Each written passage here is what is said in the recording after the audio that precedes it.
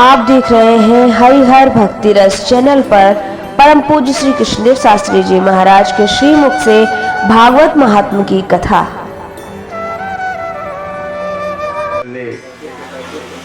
सिद्धि प्रदान कर ले, श्री गुरु चरणों का आश्रय ले, श्री राम के नाम में तू रम जा, श्री कृष्ण के नाम में तू रम जा। हम किसी भी नाम में किसी भी एक नाम का सहारा लेंगे तो हमारे जिंदगी की समस्त विकार मिट जाएंगे और एक आनंद की अनुभूति पैदा हो जाएगी।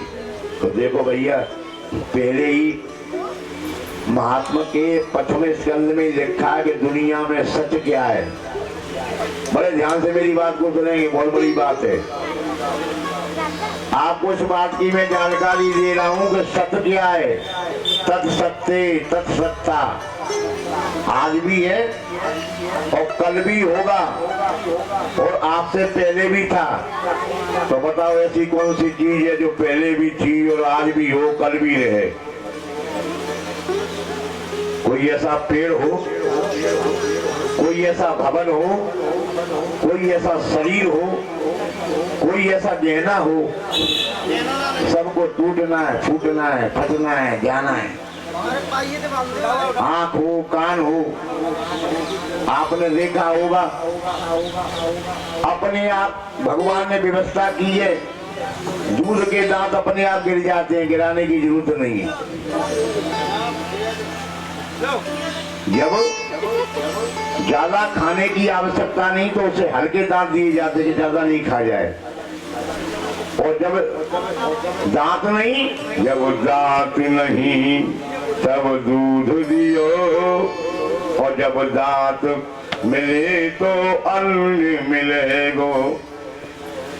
भगवान ने व्यवस्था रखी और फिर दांत गिर गए दूध के तो फिर मजबूत दांत आते हैं। चाहे गन्ना खाओ, चाहे मूली खाओ, चाहे गाजर खाओ, चाहे टमाटर खाओ। और उम्र जैसे घटती है तो फिर दांत भगवान हरा देता है कि पंडित जी सावधान, अब दलिया खाओ, गड़बड़ ज्यादा मत खाओ, नहीं गड़बड़ हो जाए। तो हमारा शरीर सच नहीं है। अरे 32 दांत थे तो 4 रह गए। हर बार डॉक्टर के पास जाते 500 रुपया दाढ़ को उखाड़ने के लिए है। महाराज उखाड़ा बहुत दर्द है, बोले 500 लगेंगे बेटा। बोले 500 नहीं, तू 600 ले, पर खेच जा जल्दी है। उसको हम खुद खिंचवा रहे हैं। और जैसी दांत में पीड़ा होती है ना, उससे करोड़ गुनी पीड़ा हमारे शरीर के मरते समय होती है। ये दांत में पीड़ा मरने की होती है, वो मर गया है, मर रहा है।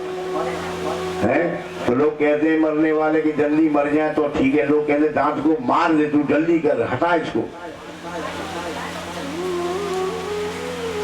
तो ना दांत पहले जैसे रहे, ना आंख पहले जैसी रही, ना कान पहले जैसे, कुछ भी नहीं रहा, सब बदल गया। और फिर भी बदलने के बाद कहता है कि पंडित जी सब सच है। क्या क्या सच है? बोले नाती हो गए, बेटा हो गए, पंथी हो गए, सर्वानंद है। मरने के दिन आ रहे हैं और पता है क्या कह रहा है कि सर्व आनंद है। कोई आनंद देने वाला नहीं। जितनी तुमने अपनी पूंजी को संचय किया है, रुपए को, मकान को, घर को, घरवाली को, बालक को, दुनिया में जितना बनाया, वो आपका एक भी काम आने वाला नहीं। आ जाए तो मुझसे आप कहना बोल करके पंडित आ गया। करो सो काम और भजो सो राम। जो अपने हाथ से कर जाएंगे वही काम है, और जो अपने मुख से जप जाएंगे वही नाम है, और वही हमारे काम आने वाला है।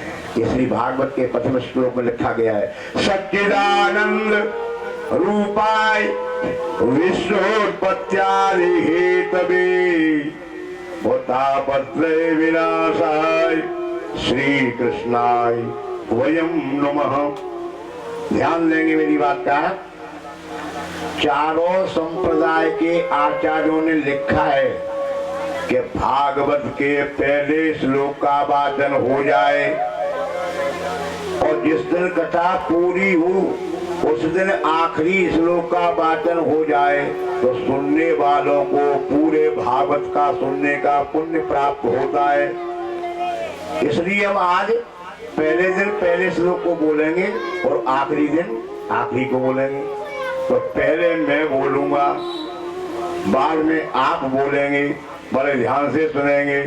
सच्चिदानंद रूपाय, सभी बोलेंगे। सच्चिदानंद रूपाय विश्व उत्पत्त्यादि हेतवे तापत्रय विनाशाय श्री कृष्णाय वयं नमः। तो सतचित आनंद, सत्य क्या है? भगवान का नाम आज भी सत्य है, कल भी सत्य था और आगे भी सत्य रहेगा। इसलिए सत्य अगर हम किसी को कहेंगे, किसको कहेंगे? परमात्मा को या उनके नाम को। सत्य और चित्त माने ज्ञान। तो हमारे जीवन का सबसे बड़ा ज्ञान क्या है? आप लोग आरती गाते हैं, सुख संपत्ति घर आवे कष्ट मिटे तन का। मेरे घर में सुख आ जाए, संपत्ति आ जाए, प्लॉट आ जाए, दुनिया मरे मर जाए, मुझे कोई लेना देना नहीं। भोलेनाथ मेरे घर को ठीक ठाक कर। ये हमारे जीवन का ज्ञान है। और वास्तव ज्ञान क्या है? आए थे हरे भजन को और वो बटन लगे कपास। ये पंचतत्व का शरीर है ना, ये पंचायती धर्मशाला है। अगर आप इसमें से नहीं निकले तो फिर जबरदस्ती निकाले जाओगे। या रहने वाला कुछ नहीं, जाने वाला है? भाड़े के क्वार्टर को क्या तू संभाले, वो जिस दिन तुझे घर का मालिक निकाले उसका किराया भी भरना पड़ेगा और काया का घर खाली करना पड़ेगा। हमारा ज्ञान ये है कि हम दुनिया में कभी जाना नहीं है और भगवान को तो आखिरी में देखेंगे। टाइम मिल गया तो पहला काम नाम लेने के लिए हम जीवन में भगवान ने जन्म दिया, वो सबसे आखिरी में जाएगा। इसलिए ज्ञान हमारा तब तक, ये ज्ञान आनंद में नहीं हो सकता है जब तक हम जिस काम के लिए आए थे। और आप एक बार को मेरे को ध्यान करना, आप जब तक लाइन पे नहीं आएंगे तब तक आपको जिंदगी में कभी सुख नहीं मिलेगा। तो भगवान ने सबको बनाया है और भगवान ने किसी व्यक्ति को, हर व्यक्ति को किसी न किसी काम के लिए भेजा है। और अगर वो अपने उस काम को सिद्ध नहीं करेगा तो उसे कभी आनंद मिलेगा। इसलिए सज्जनों, हमारे जीवन की सार्थकता तभी सिद्ध हो सकती है, हमारा ज्ञान तभी सार्थक हो सकता है। असत सत विवेचनी बुद्धि से पंडा, जिसको ये ज्ञान हो जाए कि भगवान ने हमारी रचना क्यों की और हमें जीवन पाके क्या करना चाहिए, तो हम समझो हमें ज्ञान मिल गया। तो सज्जनों, ऐसा ज्ञान केवल परमात्मा को ही प्राप्त है जो संसार को अपने ज्ञान के द्वारा सब दुनिया को प्रकाश दे रहा है। ऐसे ज्ञान स्वरूपी भगवान को, ऐसे सच्चिदानंद रूपी भगवान को हम प्रणाम करते हैं। सत्य चित्त और आनंद। अब आनंद भी आप देखो, हमारे जीवन में हमारी इच्छा अनुसार कोई काम न हो तो हमारा आनंद तुरंत भंग हो जाता है भाई साहब। लेकिन भगवान को भाव के सहित आप चाहे बाजरा की रोटी खिलाओ तो हो सकता है रबड़ी को छोड़ जाए और बाजरा की रोटी को खा जाए। उसे ये मतलब नहीं तुम क्या खिला रहे हो। अगर हमारे सामने नमक रोटी रख दिया जाए तो साहब हम 10 जगह बुराई करेंगे, राम राम राम। एक बार जब कभी तुम्हारे घर में गए तो भी बाजरा की रोटी खिला दी। पर भगवान कभी भक्तों की अप्रशंसा नहीं करते। उनको तो आप तुलसी का पत्ता दें उसी को ग्रहण कर लेते हैं और आनंद मगन हो जाते हैं। और भगवान बार बार भक्तों का बखान करते हैं कि दुनिया में हमने सब कुछ खाया और तेरा जैसा छिलका जो आनंद मिला वो कभी नहीं खाया। न जाने कौन से गुण पे दया निधि रीझ जाते हैं, नहीं स्वीकार करते हैं निमंत्रण नपस योधन का। तो क्या करते बाबा?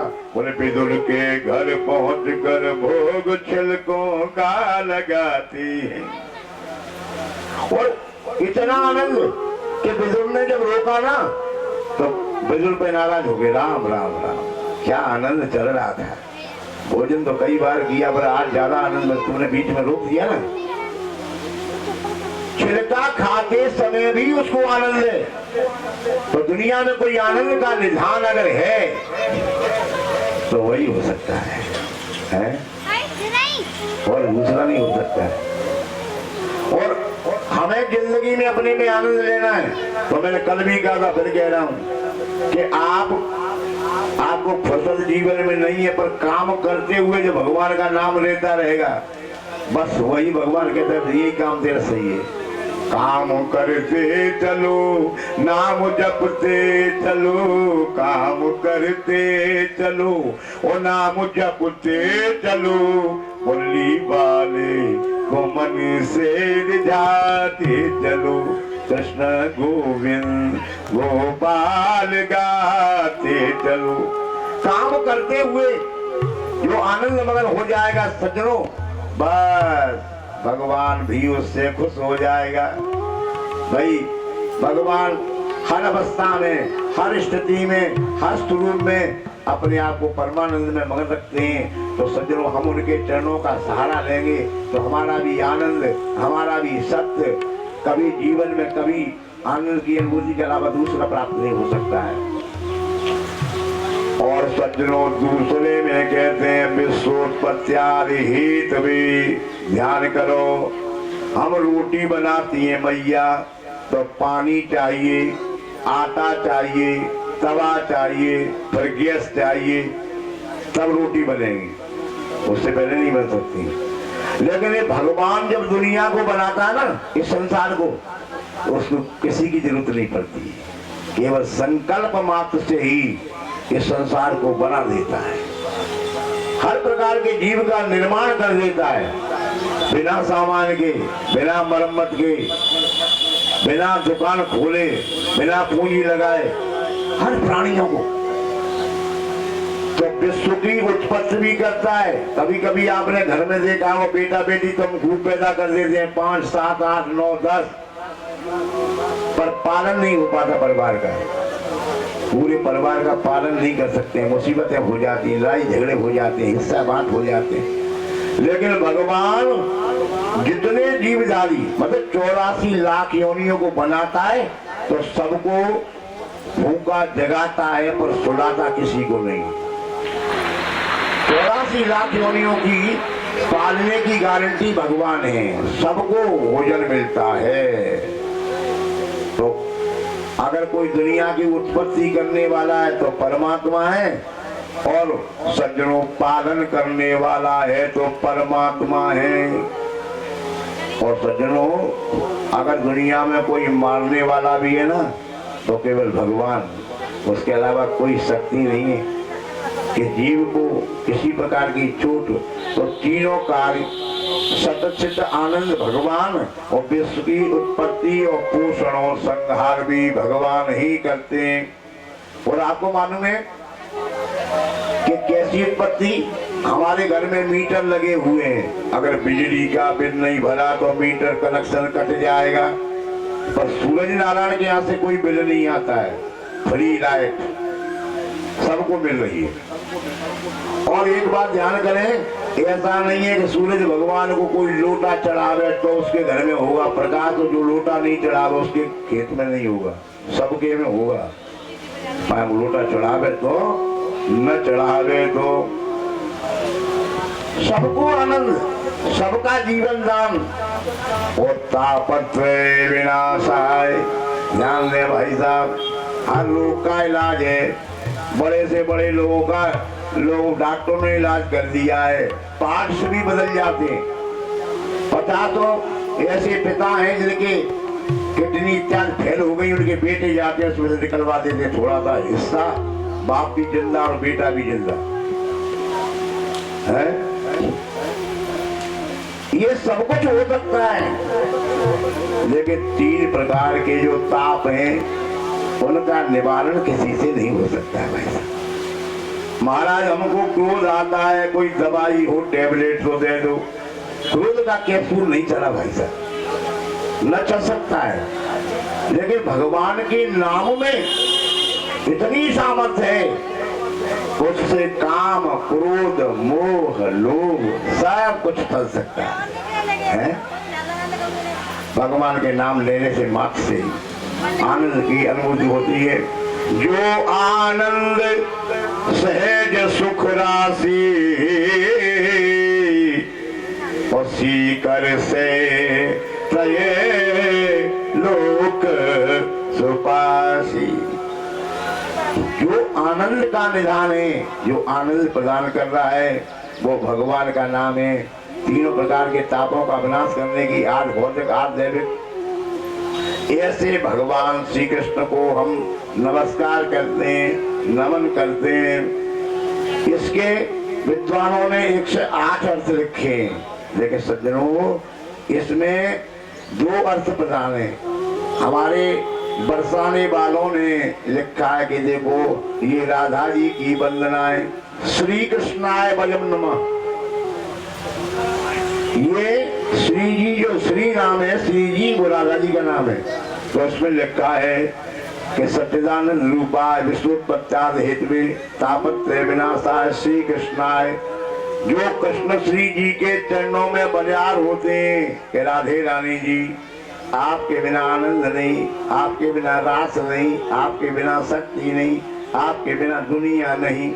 क्योंकि आपने देखा होगा कि बेटा बेटी माता पिता दोनों का होता है नहीं, पर पिताजी गोद में खिला रहे हैं और कई बालक मलमूत्र त्याग कर दे तो पिता टांग के ले जाता है कि हटा हटा हट, गड़बड़ हो गया सब। पर माता जी तो घृणा नहीं करती, माता उसे धुलाती है, सजाती है, नहलाती है और प्रेम से कपड़े पहनाती है कि दोबारा कहता है बेटा आजा आजा आजा। तो ये काम कौन कर सकता है? बोले जनक सुता और जग जननी जानकी और अतिशय प्रिय करुणा निधान की। क्या करें? ताके जुग पद और कमल मनावो, क्योंकि जासु कृपा निर्मल मति पावो। अगर हमारे भक्तों को कोई निर्मति मति प्रदान करती है तो केवल माँ भवानी हमारी राधी रानी। दरबार उनका यही काम है कि भक्तों की समस्या को भगवान तक पहुंचाना और भगवान से मिलाना, ये उनका पहला काम है।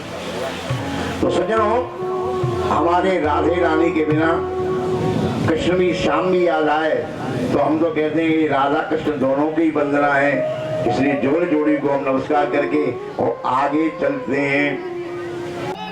ऐसी ही भक्तिबद्ध वीडियो देखने के लिए हमारे चैनल हरिहर भक्ति रस को कर दीजिए सब्सक्राइब। ऐसी ही वीडियो लेकर फिर हाजिर होंगी, तब तक बने रहिए हमारे साथ। जय श्री राधे, जय श्री कृष्ण।